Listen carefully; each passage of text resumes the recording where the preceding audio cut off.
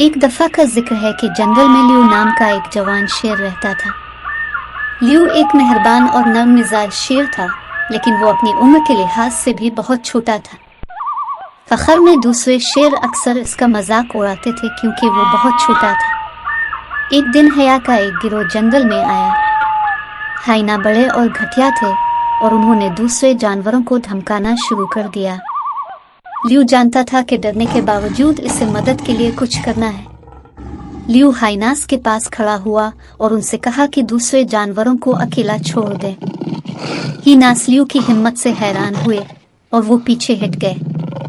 दूसरे जानवर लियू से इतने मुतासिर हुए कि उन्होंने उसका मजाक उड़ाना छोड़ दिया। लियू ने सीखा कि इससे कोई फर्क नहीं पड़ता कि आप कितने बड़े या छोटे हैं, अहम यह है कि आप में हिम्मत है और आप जिस चीज पर यकीन रखते हैं इसके लिए खड़े हैं। कहानी का अखलाक किसी को ये ना कहने दे कि आप कुछ नहीं कर सकते क्योंकि आप बहुत छोटे या बहुत कमजोर हैं।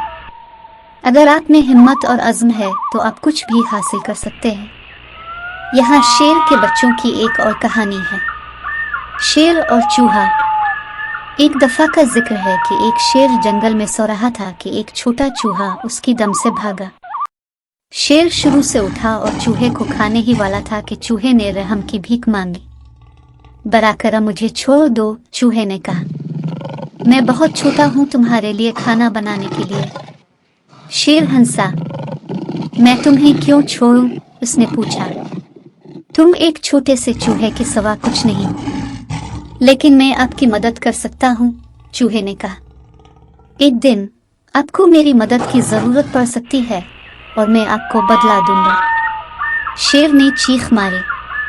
मुझे इस पर शक है, उन्होंने कहा, लेकिन मैं बहरहाल तुम्हारी जान बचाऊंगा। चूहा भाग गया और शेर वापस सो गया। कुछ दिनों बाद शेर शिकारी के जाल में फंस गया।